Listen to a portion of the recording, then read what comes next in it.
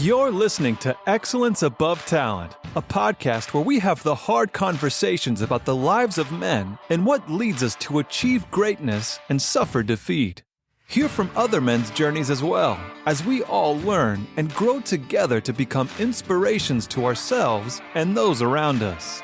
And now your host, Aaron Thomas.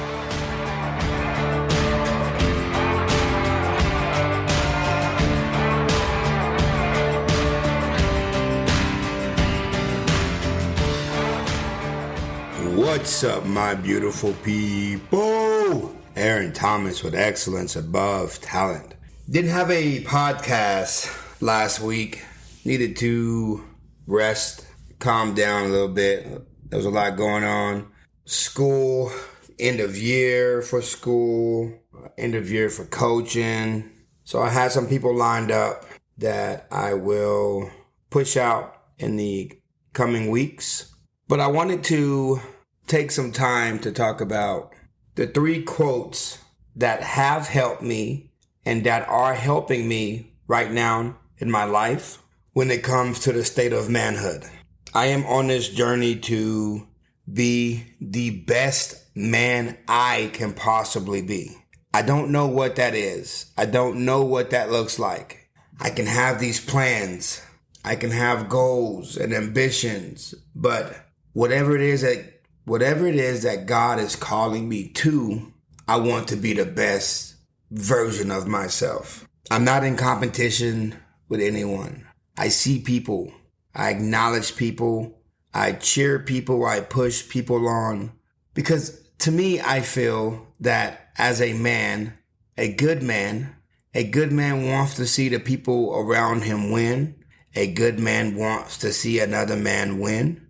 Because you can't conquer it all. It's a proven fact that when men try to go out and take everything from everybody because they think they can, they never end up in a place where they wanted to go.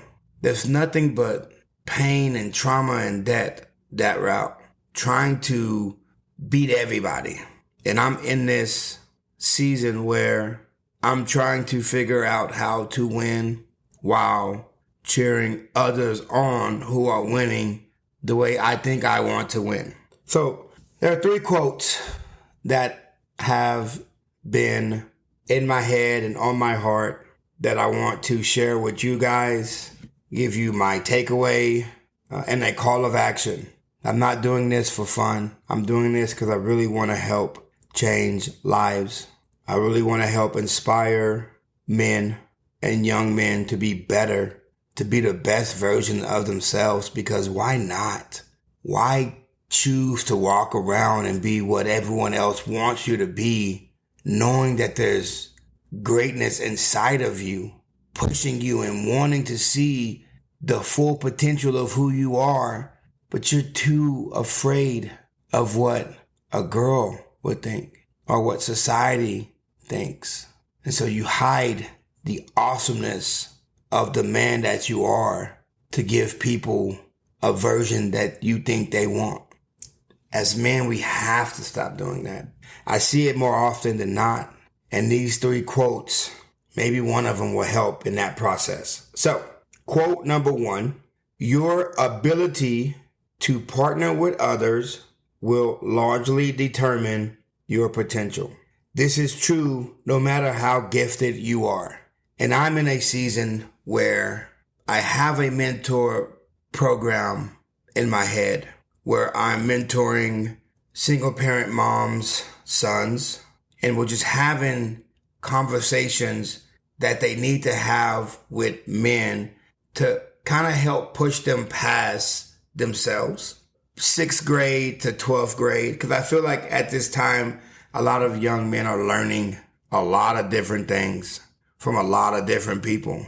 And to be specific with what they should be learning so that they can process this information the next time they come across it is super important, because a lot of these young men don't know how to respond when a crisis comes their way. And their only response is to fight or freeze. but there's a lot of different ways to go about having a situation fixed than just fighting and freezing. So my takeaway from this quote: success is rarely a solo journey. And that's something that I'm fighting right now. I don't want to feel or appear weak. So trying to do it on my own, knowing I need community buy-in, knowing I need financial support, financial backers, people that believe in what I'm doing, and putting money in hand so I can go out and create the space that I'm trying to create. I know that I cannot do it on my own, but it's hard because I don't want to feel, which is so crazy, I don't want to feel like I'm asking for a handout. And I'm in this process of, you're not asking for a handout, you're asking for a hand up. Because it's easy for me to ask people for money for other people. But when it comes to myself, that's where the struggle lies with me. And that's something that I'm processing and trying to figure out, because I know that I'm not leaving this world without the help of the people that's in my life that want to help, that are around. So I have to be better at building relationships and collaborating with others to help me in this process of opening new doors and learning new abilities. And I don't have an issue collaborating and working with people when it's their stuff. But for some odd reason, and I guess while unpacking it on this podcast, I don't think I am enough. I talk about I'm enough. And I think there's levels to being enough. I know I'm enough. I know I'm worthy to be here on this earth, living this life, inspiring and motivating people at the capacity that I am. But I then start to question, am I enough at a higher level?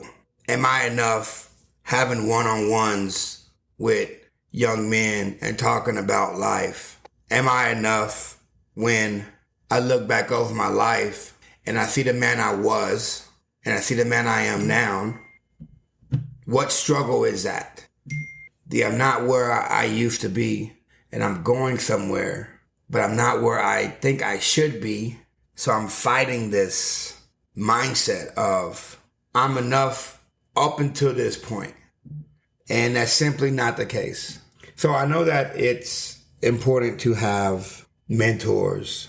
It's important to network and get your name out and collaborate and help people so that in return, those people might help you. You never go into it with the mindset of I'm going to help in order to get help. Because a lot of times we make that assumption that if I'm helping them, they will help me, but they're not going to help you because they were only thinking about their issue or their project or what they were trying to do. So you can't get mad at people that do that. Help without thinking you're going to get the same help back. I also know that teamwork is important. When I was in the military and we would go on missions, everyone had a role that they played. So let's say we're going out on mission. I'm the driver, there's a gunner, and there's a TC, which is truck commander. The driver's role is to make sure that Humvee is squared away. Air is in tire, oil, transmission, everything looks good, feel good, it's gassed up, it's ready to go. The gunner role is to make sure the gun is clean. We had a 50 cal on our truck, and then we had a Mark 19. I love the Mark 19. The sound of an automatic grenade launcher is sexy to me. But we had a Mark 19, and so the gunner's role was to make sure that the gun was clean, we had ammunition, and then our dual role was to make sure that we had everything we needed to have on that truck. MREs, extra magazines for our guns. And the truck commander's job was to kind of do it once over, to check, make sure everything was right, and then to lead us into battle. Because, I mean, that's what we're doing. Anytime you go out on a mission, at any given time, something could pop off. And so He's leading us into battle. And we all had different roles. He had a computer where he's telling us, turn right, turn left. Something don't look right up here. Slow down. Leading us. And so we all had roles that we were playing. And it was a well-oiled machine. Except for the part to where I couldn't really drive. But we're not going to get into that. We might get into that in the next on the next episode or next podcast. But it was a well-oiled machine. We had our roles. We had each other's back. And I think coming back from war, because we all had one objective in Iraq, is to make it back home and to make sure that the people that's around us get back home as well. And sometimes we couldn't do that, but that was a thing that, we all had that of the same sound mind of making sure and taking care of each other. But then you get out and it's a very cutthroat world. I got into teaching because I made the assumption that people really love kids and they love to teach. And I think I got burnt out this year because there was a sadness of just people don't give a shit about these kids. Not saying all teachers, but there are a lot that just have made up in their head the story about certain kids, and there's nothing that this kid can do or say to change that story.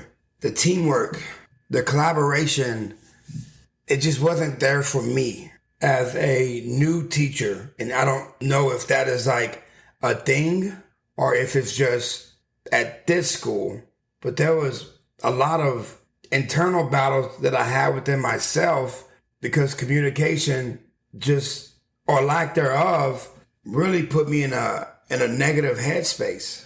And I'm new to this. So I'm trying to figure out what to ask and what to say and what to do, on top of also learning how to, be a coach. So it was super frustrating on the teamwork aspect of it. But that's the beauty about life. You live, you learn, you have to figure it out. And that's where we're at now. So one of my major goals is to start seeking out partnerships in the things that I do. I do it every so often, but to be more open and vulnerable when it comes to asking for help. And as men, I would challenge you as well to ask for help. If you're trying to build something within you, you cannot build it just by yourself. No one does it alone. And so my call to action for you as a listener would be to identify someone in your network who inspires you and reach out to collaborate on a project or goal. Scary, but just see where you could go from doing something that you're scared to do. Quote number 2, men become dangerous not through aggression, but through growth. When we stop conforming to what the world says we should be and start holding each other accountable for who we truly are meant to be, that's when healing happens. That's when power rises.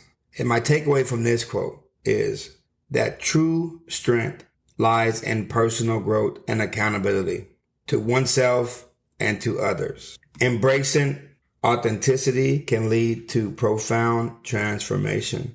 And I think I'm in that process of profound transformation because I am embracing who I am as a person. I am embracing what I've done and who I've hurt and who I've inspired and motivated. It's not always negative, but it's the totality of me being a man and not being aggressive, but trying to figure out why I feel the way I feel. And then having a conversation about it with the person or writing it down or going and talking to a counselor. You can't keep it to yourself. Once you figure out, okay, I'm feeling this way because of this, you have to release it. Because if you don't release it, it's going to come back. It doesn't go anywhere, that aggression. But through growth, I've realized my anger now has a name, or noun has a face, or noun has a feeling, or noun has a place where when I show up, I become angry. Versus when I was allowing my aggression just to be the lead, it didn't matter who or what or where or what place I was at. I was going to be aggressive. I was going to be angry. I was going to want to fight. The importance of personal growth, the importance of holding yourself accountable for the things that you have done. And there's a book called Extreme Ownership by Jocko Willink, and I would challenge you to go and read that book. But in my first marriage, it was easier to blame my ex-wife than to deal with the issues that I had in my life.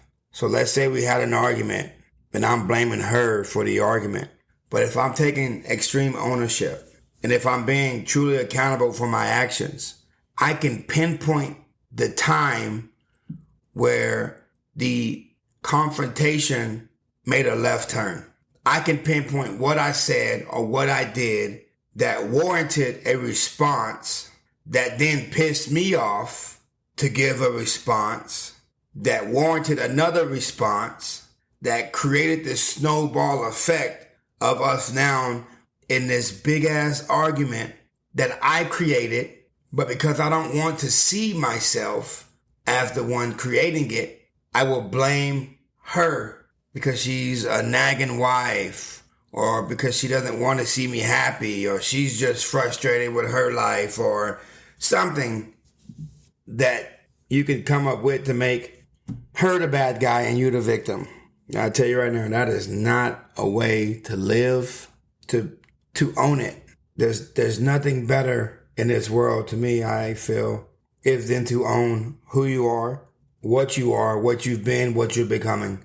You also have to understand that there's a difference between societal's expectations and personal truth. What people say they think you are and who you are two totally different aspects on life. You can say I'm dumb.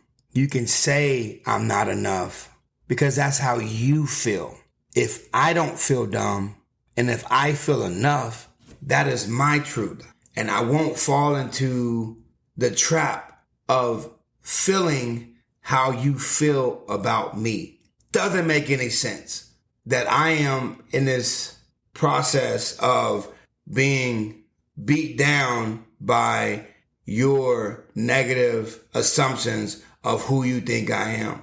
And I'm taking what you're saying to heart, not digging deep and asking myself who I really am. And if that's not who I am, then those words are words that person has to deal with. That is not a me problem. That's a them problem. And they got to figure it out. You go on about your life. There's also something chaotic happens in a good way when men hold each other accountable for their actions. There's just this drive, this anger. It's a good anger of wanting to be better, not wanting to let this person down, your friend, another man. We all want to be strong. And I feel when men get together and we're holding each other accountable for our actions and we see other men succeeding because of the accountability that they have, it pushes us to another level, to higher limits, to push our limits to be the best version of ourselves.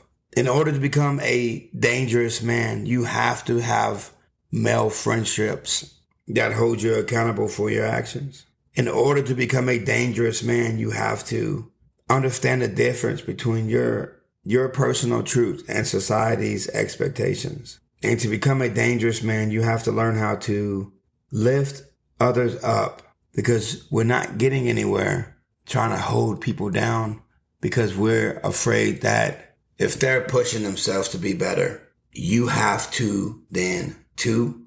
But because you don't want to, you want to stay in this spot of mediocrity. You want to stay in this spot of being average.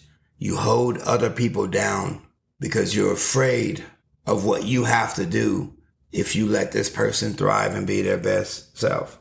That comes from healing. The more you heal, the more you want to pick people up. The more you heal, you see the road that they're going down. And you're like, no, I've been there, done that. I don't want you going through it. All I can do is help you up and guide you. And if you choose not to, you choose not to. But you cannot say I did not try.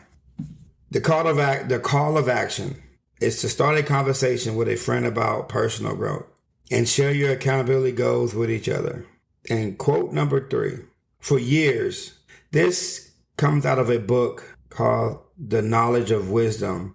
And he writes, for years, I thought I knew myself until I discovered that it is not the truth. I only knew what I believed about myself. Then I discovered that I am not what I believe I am. And it was very interesting and also very frightening. When I discovered that I really don't know anybody and they don't know me either, the truth is that we only know what we know. And the only thing we really know is our story. And my takeaway from that was self-discovery is a lifelong journey. Recognizing the difference between self-perception and reality can lead to deeper connections with ourselves and others. And I think that's the struggle I'm in now, the dynamic nature of identity and self-awareness, how I perceive myself versus reality, how I perceive myself.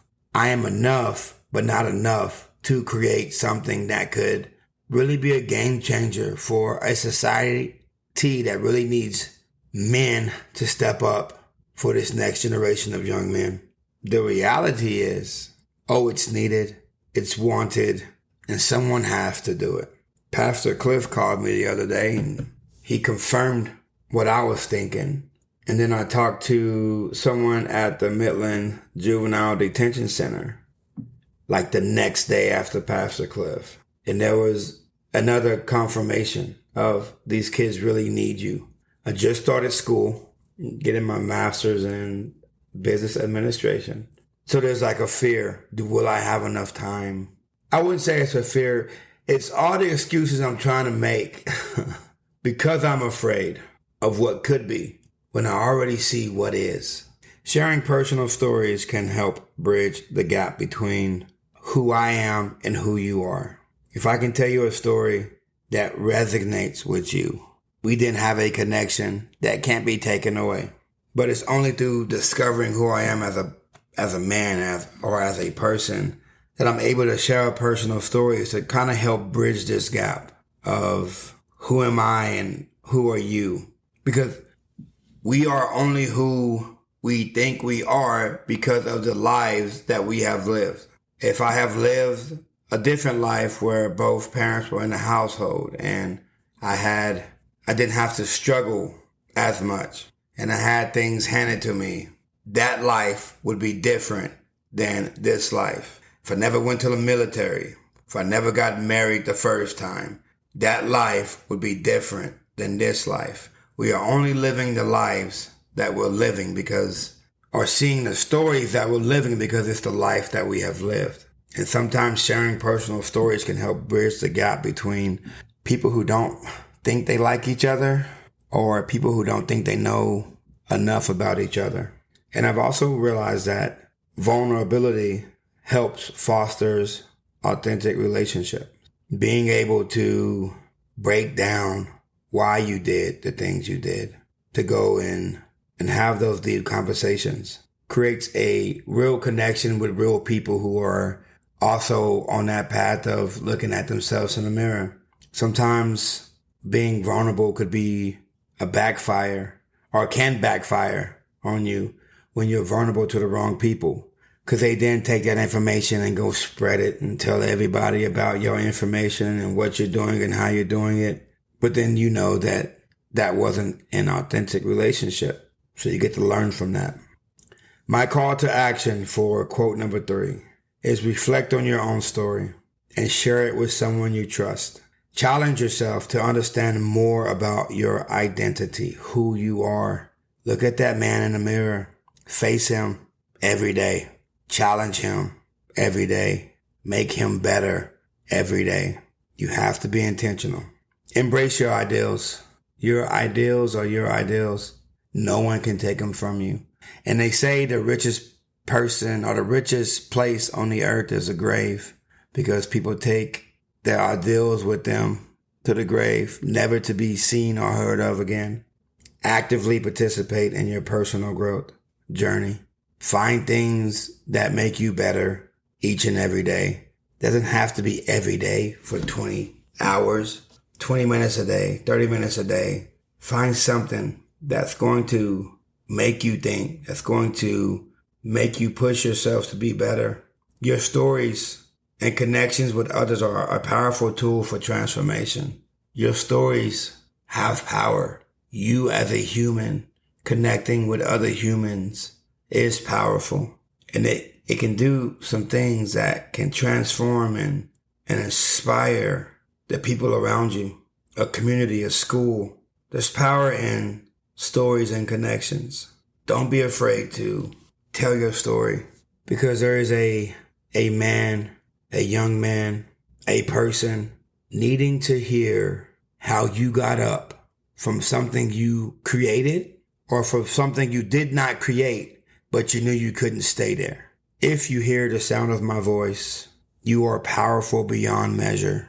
You are an amazing person, an amazing man, trying to figure it out. And that's not difficult. That's the beauty of life.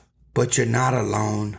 You're not by yourself. You don't have to try to figure it out by yourself. I need you. You need me. We need each other to be the best men that we can possibly be for ourselves and for our family. So if anyone hasn't told you today that they love you, let me be the first to say I love you. You are awesome. You are amazing. You deserve the best that this world has to offer. Do not quit. Do not give up. The world does not get easier, but you will get stronger. Y'all have a blessed weekend. Bye-bye. Thank you for listening. Be sure to subscribe to the podcast so you never miss an episode. And for daily motivational and up-to-date content, follow us on Facebook and Instagram at Excellence Above Talent. And remember, keep moving forward, never give up, and you are never alone in this battle. We'll see you next time.